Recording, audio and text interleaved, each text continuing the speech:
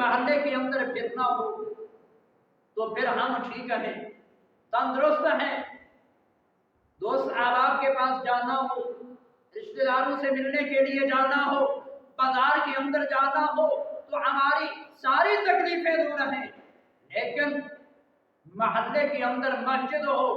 اور مسجد سے حی علی الصلاۃ حی علی الفلاح کی صدا بھی بلند ہو، لیکن پھر بھی ہم بہانہ بنا کر اگر اذان ہو رہی ہو تو ہم دروازے بند کر دیں کہ اذان کی آواز ہمارے کانوں کے اندر نہ پڑے، تو اس سے بڑی بدبختی اور پھر ہمارے لیے کیا ہو سکتی ہے؟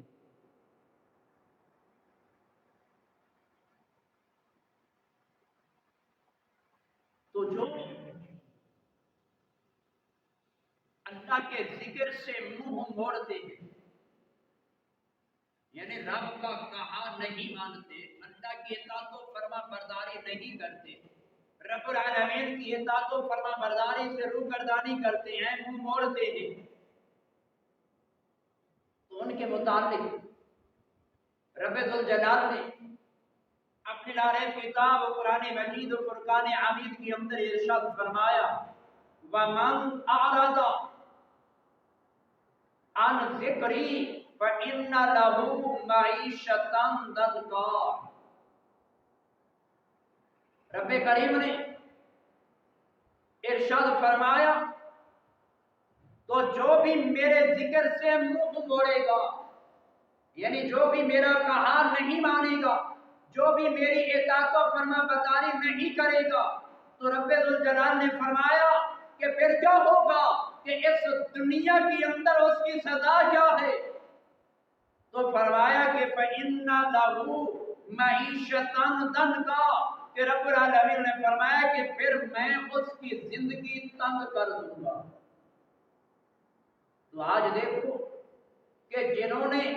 اللہ کے ذکر سے منہ موڑا، رب کی اطاعت و فرما برداری سے منہ موڑا، جس نے اللہ کی فرامین سے روگردانی کی ہے، تو آج دیکھ لو اگرچہ اس کے پاس دنیا کی ہر ایک آسائش موجود ہے، لیکن پھر بھی اس سے جا کر دل کا حال پوچھو تو سب سے زیادہ پریشان وہی نظر آتا ہے۔ لیکن وجہ کیا ہے؟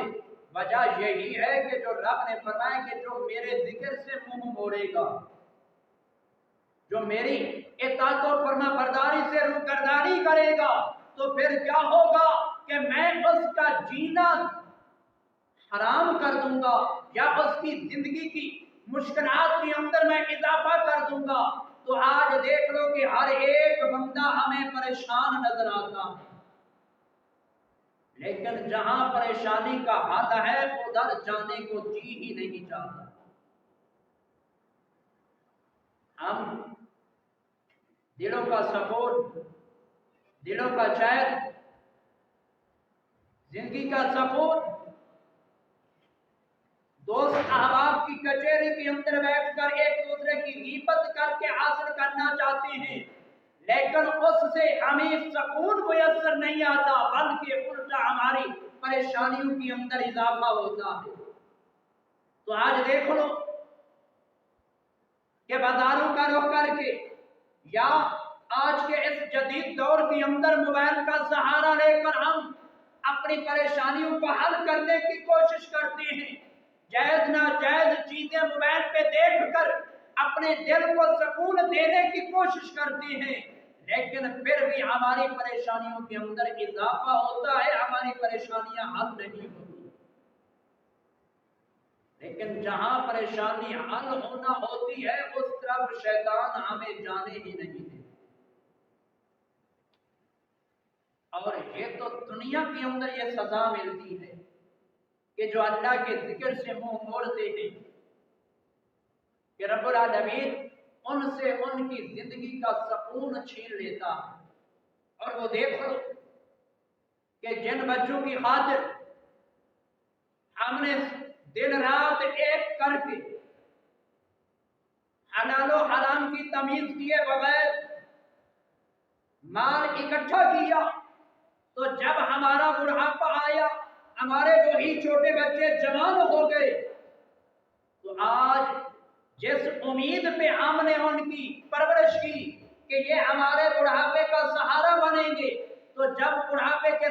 بننے کا وقت آیا تو ہماری مشکلات کے اندر اور زیادہ انہیں بچوں نے اضافہ کر دیا۔ تو کوئی کدھر ٹھوکریں مارتا ہے، کوئی کدھر ٹھوکریں مارتا ہے،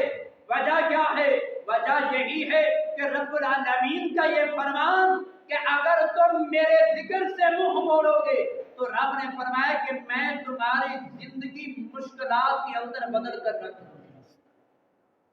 تو یہ سزا ہمیں دنیا کے اندر مل رہی ہے، تو قیامت کے دن کیا سزا ملے گی؟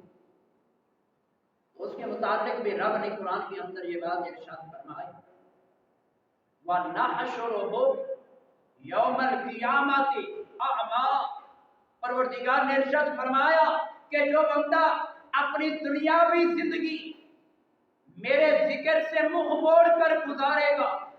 میرا کہا نہیں مانے گا، میری اطاعت و فرما برداری نہیں کرے گا، تو فرمایا کہ اسے میدان حشر کے اندر یہ سزا ملے گی کہ جب لوگ اکٹھے ہو کر میدان محشر کے اندر آئیں گے تو رب نے فرمایا کہ ہم ایسے لوگوں کو